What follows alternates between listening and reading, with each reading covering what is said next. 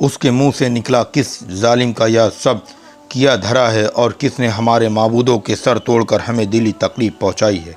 حضرت ابراہیم ہمیشہ بتوں اور بت پرستوں کو پر چوٹ کیا کرتے تھے اور ان کے شرک اور بے ایمانی کو برا کہا کرتے تھے۔ سب کو یقین ہو گیا کہ یہ سب حضرت ابراہیم نے ہی کیا ہے۔ سب کو غصہ آیا اور وہ ان کا قتل کرنے کے لیے تیار ہو گئے۔ پوری قوم ایک راہ ہو کر نمرود کے پاس پہنچی اور فریاد کی کہ ابراہیم نے تہ خانے کی حرمت کو برباد کر دیا۔ نمرود نے حضرت ابراہیم کو بلانے کے لیے آدمی بھیجا اور بہت غضب اور غصے سے اپنے پاس بلوایا۔ دوستوں، ہماری ویڈیو پسند آئے تو لائک، شیئر، سبسکرائب اور نوٹیفیکیشن کے بٹن کو ضرور پریس کریے۔ نمرود اور پوری قوم نے کہا، اے ابراہیم، معبودوں کے ساتھ یہ برتاؤ کس نے کیا ہے؟ حضرت ابراہیم نے کہا، بڑے بت نے۔ تم عزت والے بڑے بت سے پوچھو، وہ تم سے چھپ نہیں پائے گا، وہی تو تمہارا بڑا معبود ہے۔ کیا اتنا بھی پتہ نہ دے گا؟ مشرک اس بات کو سن کر لاجواب ہو گئے اور انہیں بڑی شرمندگی ہوئی۔ حضرت ابراہیم نے کہا، تم تو جانتے ہو کہ یہ بت ہرگز نہیں بولتے، یا اچھا اور برا اپنے منہ سے کچھ نہیں کہتے۔ اللہ اکبر! حضرت ابراہیم سب بتا رہے ہیں مگر یہ ظالم کچھ ماننے کو تیار نہیں رہتے ہیں۔ آپ سنیے آگے۔ حضرت ابراہیم نے فرمایا، ایسے معبودی کی پوجا سے کیا ملتا ہے جو ان بے زبانوں کو پوجے؟ وہ تو بڑا ہی جاہل ہے۔ اس سے بہت سے لوگ مسلمان ہوئے اور بہت سے لوگ ایمان لائے۔ نمرود نے جب یہ معاملہ دیکھا تو حکم دیا کہ ابراہیم کو قید کیا جائے۔ کافروں نے کہا کہ ابراہیم کو آگ میں جلاؤ، اسی طرح سے ہمارا غصہ ٹھنڈا ہو سکتا ہے۔ کوہ کے دامن میں 160 گز کا مکان بنایا، ملک کی لکڑیوں کو جمع کر کے اس میں آگ لگائی۔ آگ کے شعلے اتنے بلند ہوئے کہ اوپر سے پرندے بھی اڑنے کی ہمت نہ کر سکتے تھے اور نہ کوئی آدمی اس کے نزدیک جا سکتا تھا کہ حضرت ابراہیم کو آگ میں لے جا کر ڈالے۔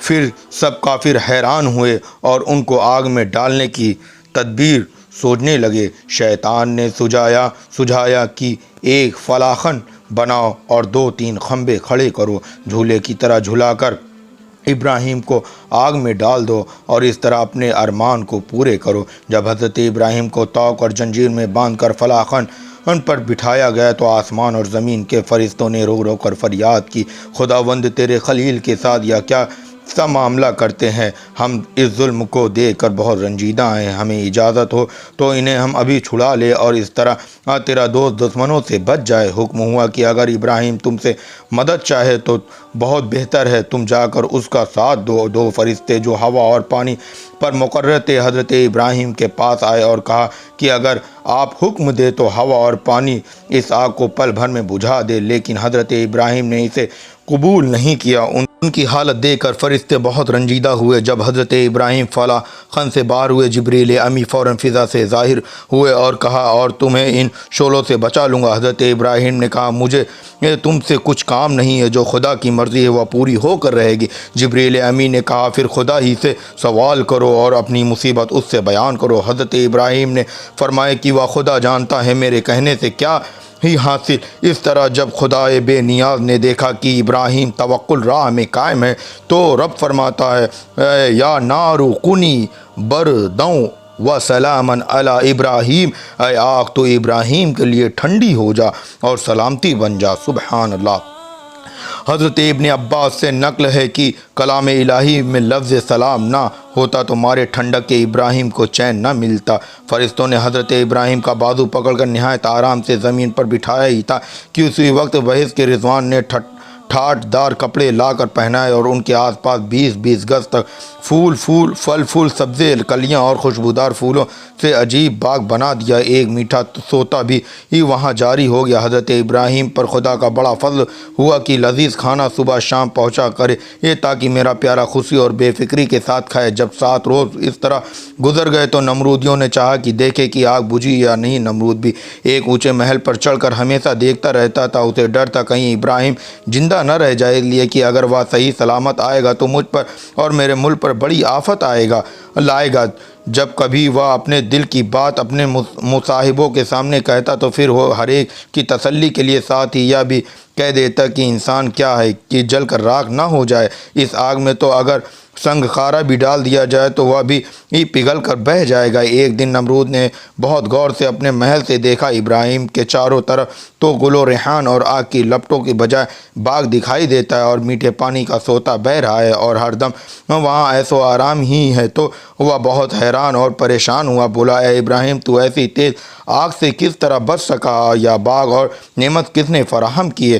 اللہ اکبر، خدا کی قدرت کا۔ حضرت ابراہیم نے فرمایا، یا تو بے مثال چھوٹا سا کرشمہ ہے، اس کا فضل اور عنایت ہو تو ایسا کام ناممکن نہیں۔ نمرود بولا، جس کی قدرت کی یہ ادنا نشانی ہے وہ سچ میں بڑا پروردگار ہے۔ حضرت ابراہیم راکھ کے پہاڑوں سے نکل کر باہر تشریف لائے اور نئے سرے سے نمرود کو نصیحت کرنے لگے۔ نمرود نے تھوڑے دن کی مہلت مانگی اور معاملے پر سوچنے کا وعدہ کیا، اور اس نے حامان سے جو اس کا وزیر تھا صلاح لی اور ایمان لانے کا ارادہ ظاہر کیا۔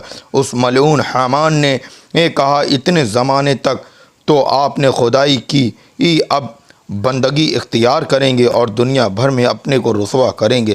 جب حضرت ابراہیم نے مہلت گزر جانے کے بعد ایمان لانے کی مانگ کی تو نمرود نہایت چاپلوسی اور نرمی سے کہا، ایمان لانا تو میرے لیے بہت مشکل ہے، مگر ہاں، تیرے پروردگار کے لیے ایک بڑی قربانی دینے کے لیے میں تیار ہوں۔ حضرت ابراہیم نے فرمایا، بغیر ایمان کے کوئی قربانی خدا رب العزت کے دربار میں قبول نہیں ہوتی۔ السلام علیکم ورحمۃ اللہ وبرکاتہ۔ دوستو، اگر ہماری ویڈیو پسند ہے تو ویڈیو کو لائک، شیئر، سبسکرائب ضرور کریے گا۔ نمرود نے 4000 گائے اور بہت سی بکریوں اور اونٹوں کو ایک بڑے میدان میں قربان کیا، لیکن حامان کی شیطانی وجہ سے اس کا ٹھکانہ دوزخ ہی ہوا۔ سبسکرائب کریں۔ پیارے دوستو، اگر آپ لوگوں کو ہماری یہ ویڈیو پسند آئی ہو اور اگر آپ کو اس ویڈیو سے کچھ علم حاصل ہوا ہو تو ہماری یوٹیوب چینل کو سبسکرائب کریں اور آگے شیئر بھی۔ ہمارے سپورٹ کے لیے جوائن کے آپشن پر کلک کریں۔ ممبرشپ حاصل کرنے کے لیے آپ کلک کر سکتے ہیں۔ نوٹیفیکیشن بٹن کو ضرور کلک کریے۔ اللہ حافظ۔